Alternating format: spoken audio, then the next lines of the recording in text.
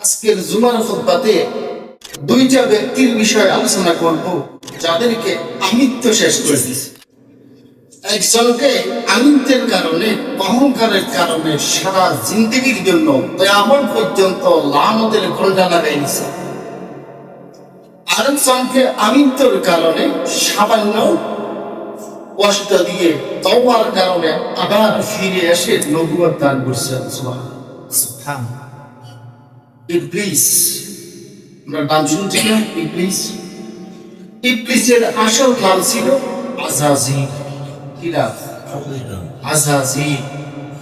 সে হাদিসের মধ্যে আছে, রাসূল বলেন সারা পৃথিবীর মধ্যে আসমান, জমিন, চন্দ্র, সূর্য, গ্রহ, নক্ষত্র, সারা পৃথিবীর এমন কোন জায়গা, শস্য পরিমাণ জায়গা বাকি ছিল না যেখানে এই ইবলিসের সিজদা না করছে। أما بعد فأعوذ بالله من الشيطان الرجيم.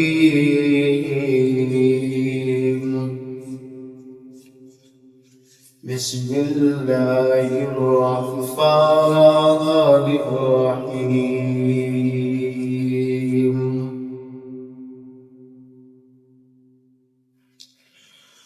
وله الكبرياء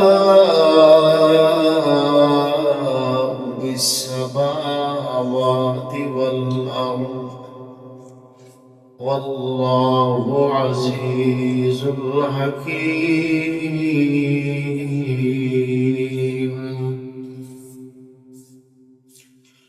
وقال النبي صلى الله عليه وسلم لا يدخل الجنة من كان في قلبه مثقال ذرة من كبر. صدق الله مولانا العظيم وصدق رسوله النبي الكريم.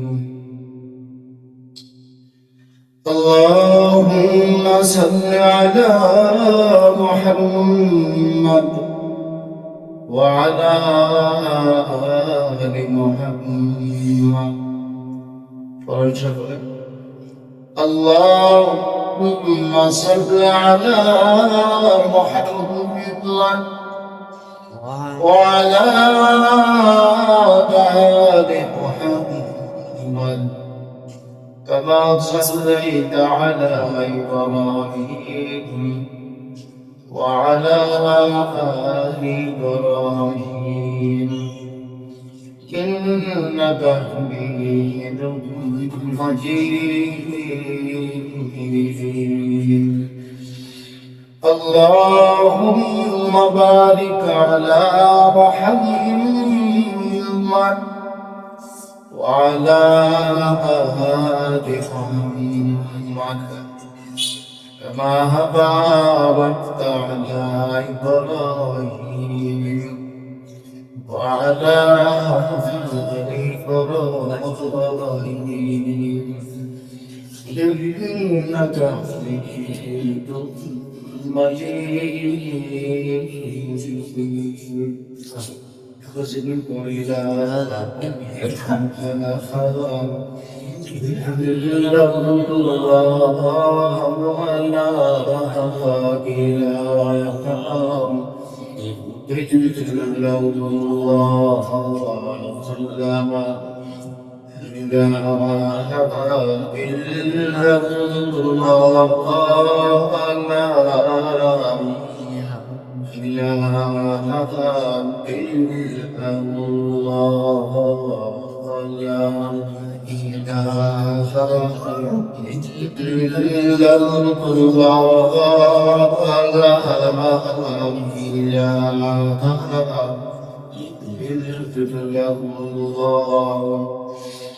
আকাশ শুনিল চাঁদওয়াকাম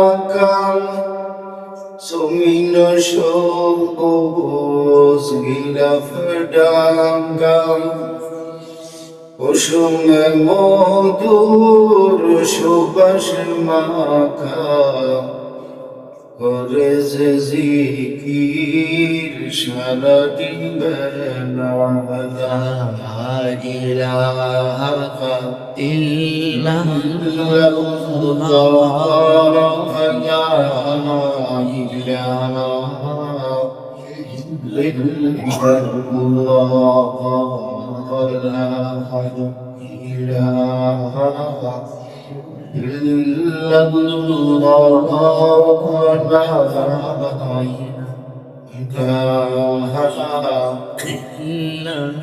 লা ইলাহা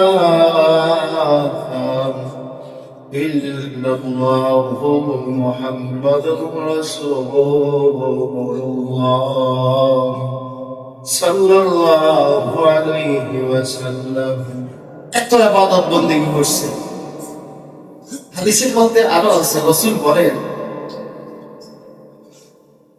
আল্লাহ পাক আযাদের ফেরেশতাকে বানাইবার পরে তার ইবাদত দেখে আল্লাহ এত খুশি হয়েছে, ফেরেশতারা এত খুশি হয়েছে, প্রথম আসমানের ফেরেশতারা আল্লাহর কাছে দরখাস্ত করছে, আল্লাহ আযাদের ফেরেশতাকে আমাদের প্রথম আসমানে কিছুদিনের জন্য পাঠাও, তার থেকে আমরা কিছু আমল শিখব।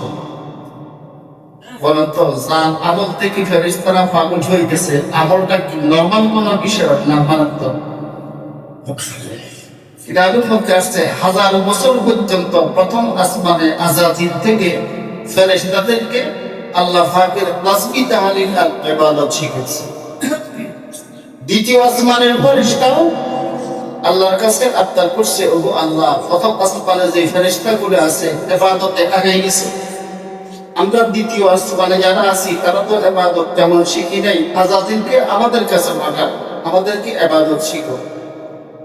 কিতাবের মধ্যে আসছে 1000 বছর দ্বিতীয় আসমানে ইবাদত শিখেছে, 1000 বছর দ্বিতীয় আসমানে ইবাদত শিখেছে। এইভাবে সপ্ত আসমান আযাজিল ফেরেশতা অর্থাৎ এই মাদউন ইবলিস মানুষদের ফেরেশতাদেরকে ইবাদত বন্দেগী শিখেছে।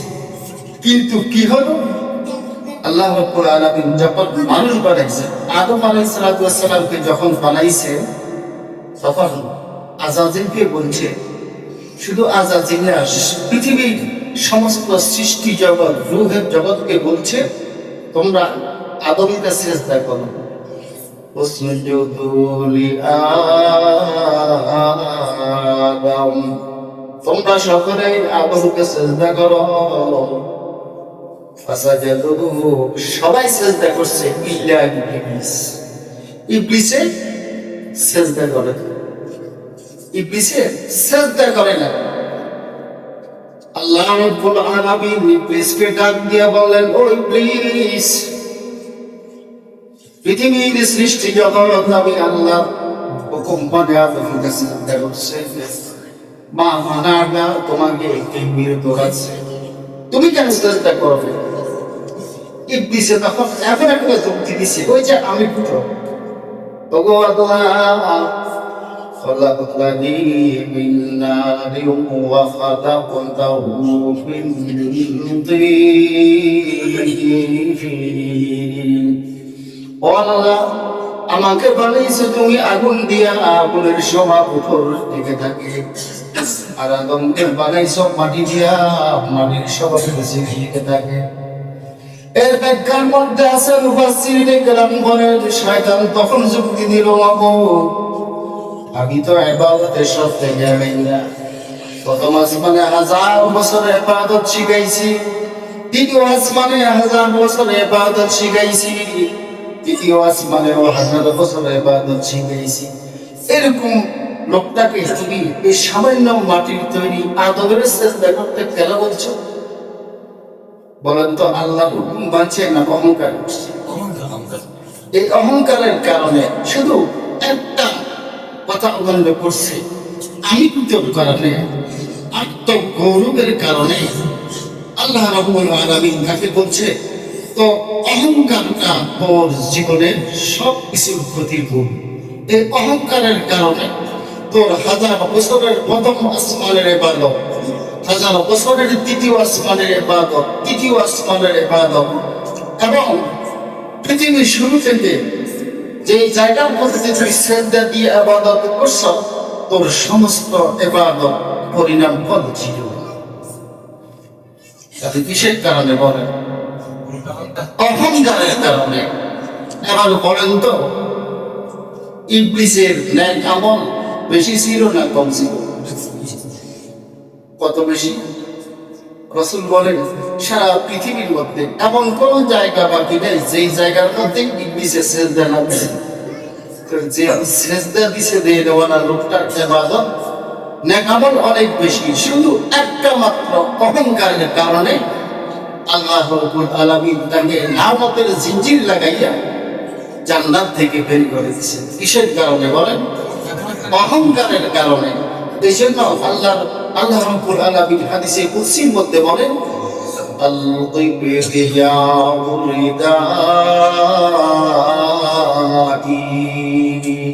অহংকার আমার চাদর, খবরদার এই অহংকার নিয়ে, আমার চাদর নিয়ে অহংকার বলে কেউ বেড়াইল না, মানে আমার চাদর নিয়ে কেউ টানাটানি করিও না। এই অহংকার আমাদের ভিতরে আছে না নাই? আছে। যদি থাকে যার ভিতরে আমি বুঝেও অহংকার এই জিনিসটা আছে, সমস্ত ন্যায় আমার বরবাদ করে দিয়েছে। গেল শয়তানের কথা। একজন নবী জলিলুল কদর পয়গম্বর হযরত সুলাইমান আলাইহিস সালাতু ওয়াস সালাম, নাম শুনছেন? হযরত সুলাইমান আলাইহিস সালাতু ওয়াস সালাম উনি হযরত দাউদ আলাইহিস সালাতু ওয়াস সালামের সন্তান। অনেক সন্তানের মধ্যে হযরত সুলাইমান আলাইহিস সালাতু ওয়াস সালামকে আল্লাহ নবী বানাইছেন। শুধু নবী বানাইলেন তখন নাই, কিতাবের মধ্যে আসছে পৃথিবীর শুরু থেকে এই পর্যন্ত এবং কিয়ামত পর্যন্ত দুনিয়াতে যত মানুষ আসছে এবং আসবে, 4 জনকে বাদশা বানাইছে। কয়জনকে? 4 জন। তার মধ্যে 2 জন হলো আস্তিক আর 2 জন হলো নাস্তিক। আস্তিক 2 জন হলো, একজন হযরতে সুলাইমান আলাইহিস সালাতু ওয়াস সালাম, আরেকজন হযরতে যুলকারনাইন। এদেরকে আল্লাহ রাব্বুল আলামিন সারা পৃথিবীর রাজত্ব দান করেছেন। আর নাস্তিক 2 জন হলো, একজন হলো ফিরাউন, আরেকজন হলো বলকাসর। সারা পৃথিবীর রাজত্ব আল্লাহ পাকদেরকে দান করছেন। রাজত্ব দিয়ে পরীক্ষা করছে, দেখি এদের ভিতরে ক্ষমতা আসে।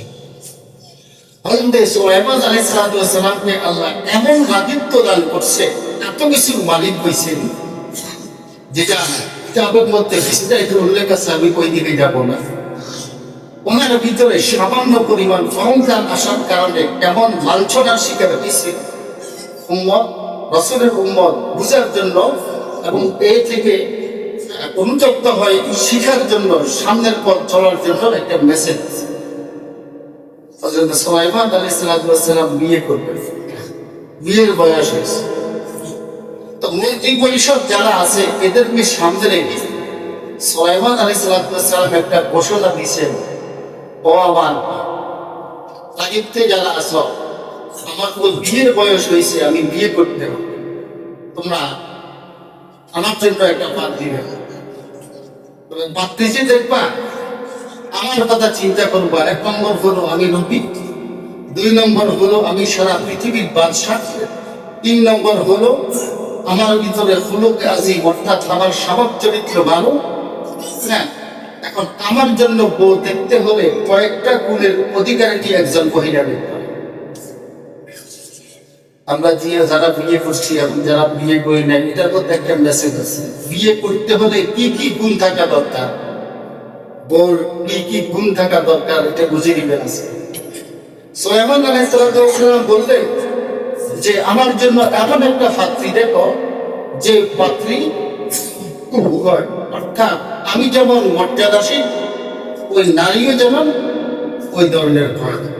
2 নম্বর হলো ফরহেজগানি, আমি যেরকম আল্লাহকে ভয় করি, আল্লাহর ইবাদত বন্দেগী করি, আমার জন্য যে পাত্রীটা দেখবা ওনার গুণও যেন এমন হয়।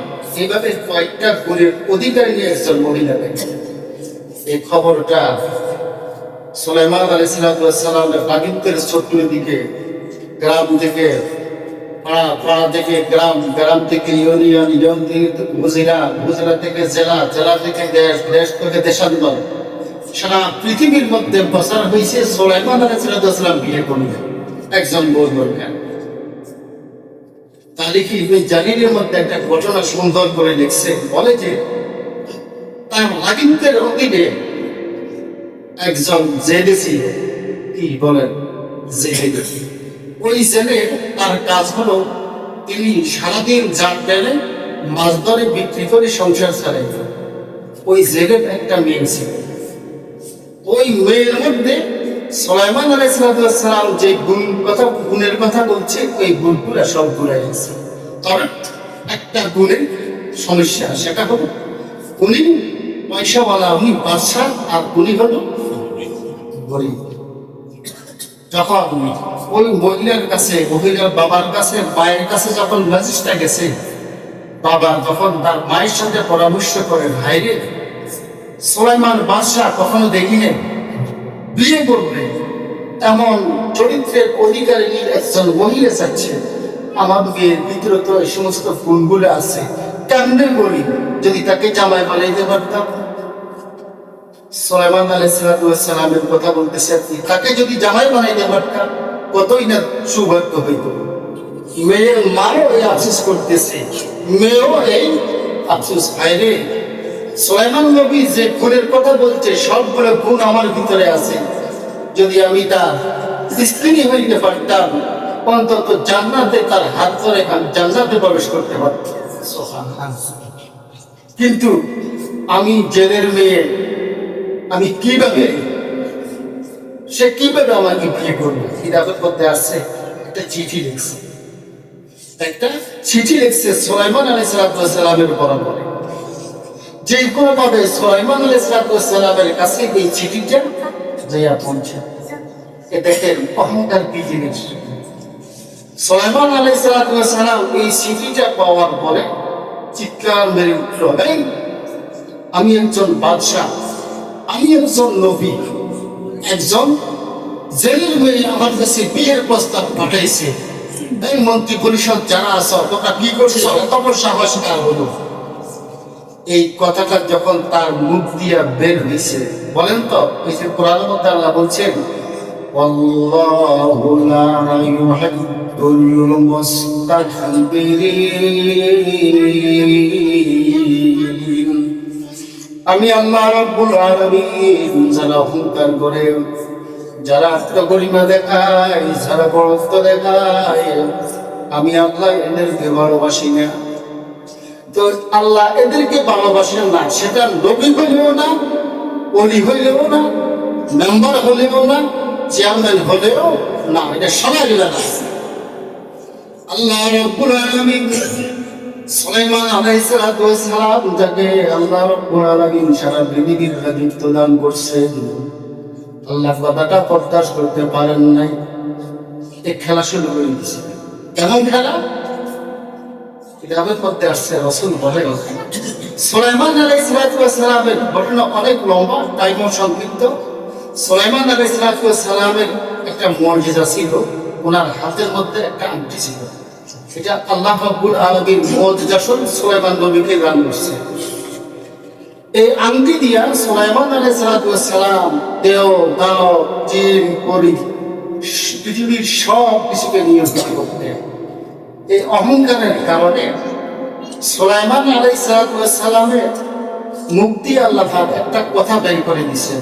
তিনি মন্ত্রী পরিষদ যারা আছে এদেরকে উদ্দেশ্য করে বললেন, বলে যে আমি গতকালকে স্বপ্ন দেখছি, আল্লাহ পাক আমাকে স্বপ্ন দেখাইছে, আমার রাজত্বের মধ্যে আরেকজন সুলাইমান নবীর মতো, আমার মতো আরেকজন দেখতে হুবহু আমার মতো কথা বলে, এই লোকটা দুষ্কৃতিকারী, এই লোকটা আমার রাজত্বের মধ্যে আঘাত করবে, ক্ষতি করবে, তোমরা সাবধানে থাকিও।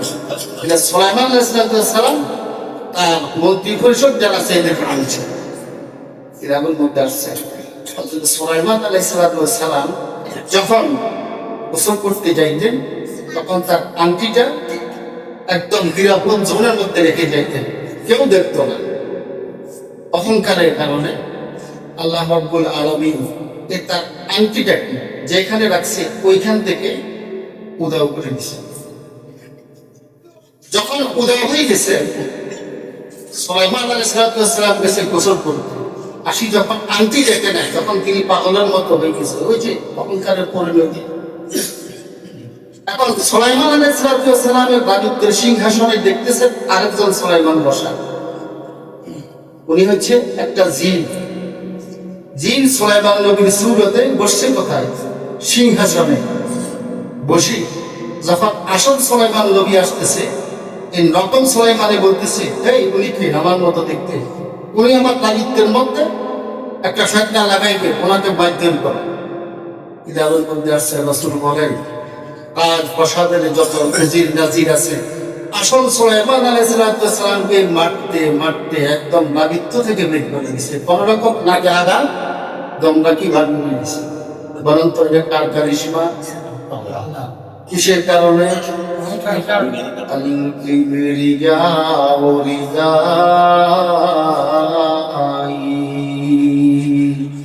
অহংকার আমার চাদর, খবরদার এই অহংকার আমার চাদর নিয়ে টানাটানি করিও না। আসল সুলাইমান চলে গেছে কোথায়?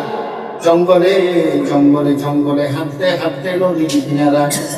নকল সুলাইমান কোথায়? সিংহাসনে। এইভাবে 6 মাস 7 মাস 1 বছর পরে সুলাইমান আলাইহিস সালাম নদীর পানি শুধু কাঁদছে, খানা নাই, রাজত্বের ওই যে সুবাদ অবস্থায় আছে, কাঁদতে কাঁদতে অস্থির। আল্লাহ রাব্বুল আলামিনের এমন কারিশমা, ওই নিয়ে ছেলের মেয়ের বাপ ছেলে সারাদিন নদীর মধ্যে সাগরের মধ্যে মাছ টানতে যাইয়া হঠাৎ করে দেখতেছে একজন ব্যক্তি মাছ দিয়ে কাতর অবস্থার মধ্যে পড়ে আছে। মায়া লাগছে, তাকে নিয়ে বাড়িতে নিয়ে গেছে। দেখেন কোথায় যেতেছে, বাড়িতে নিয়ে যাচ্ছে। বাড়িতে যাইয়া তাকে কাজ দিছে। 6 মাস 7 মাস 1 বছর পরে ওই জেলের মেয়ের বাপে তার বউকে জিজ্ঞাসা করতেছেন, হাইরে সুলাইমান নবী তো কোথায়, কোনো খবর নাই, আমাদের মেয়ে বিয়ের কথা তো কোনো খবর নাই, তো ওইটা বাদ দাও, একটা কাজ করো, যে ছেলেটা 1 বছর ধরে আমাদের এখানে আছে তার স্বভাব কেমন বলো তো? বউয়ে বলেছে, স্বভাব খুবই ভালো, আমার মেয়ে যেমন যে করে অধিকারী, এই লোকটার মধ্যেও সেই গুণ আছে, তো বিয়ে দেওয়া যায় কিনা? বলে না, মেয়েকে বিয়ে দিচ্ছে। কিতাবের মধ্যে আসছে বিয়ে দেওয়ার পরে এই মেয়েটা বিয়ের আগে একদিন ওই তার বাবা যখন মাছ ধরতে গেছে, বিশাল একটা মাছ বাড়িতে নিয়ে আসছে। আনার পরে মাছ কুটার করে দেখেছে ওই যে সুলাইমান আলাইহিস সালামের যে আংটিটা, এই আংটিটা মেয়ের হাতে আসছে। সুবহানাল্লাহ। কার কারিশমা এটা? আল্লাহ পাকের কারিশমা। এই মেয়ে বাসর করে যাওয়ার সময় আংটিটা হাতের মধ্যে পড়ে গেছে বাসর ঘরে। সুলাইমান আলাইহিস সালাম জিজ্ঞেস করে, তোমার হাতের মধ্যে কি? বলে যে আমার বাবা মাছ ধরতে যাইয়া এই ঘটনা। সুলাইমান আলাইহিস সালাম চোখের পানি ছেড়ে দিয়েছে, আল্লাহর দরবারে দুহাত তুলে কাঁদতেছেন, বুঝতে পারলাম তোমার মুক্তির কারিশমা। তুমি রব্বুল আলামিন আমাকে নবী বানাইছো, সামান্য একটা অহংকারের কারণে 1 বছর ধরে আমাকে শাস্তি দিয়া শেষ পর্যন্ত জেলের মেয়ের ঘরে আমাকে আনাইছো। আল্লাহ কারিশমা। এরপর আমার দায়িত্ব ফিরে দিচ্ছেন তোবার কারণে।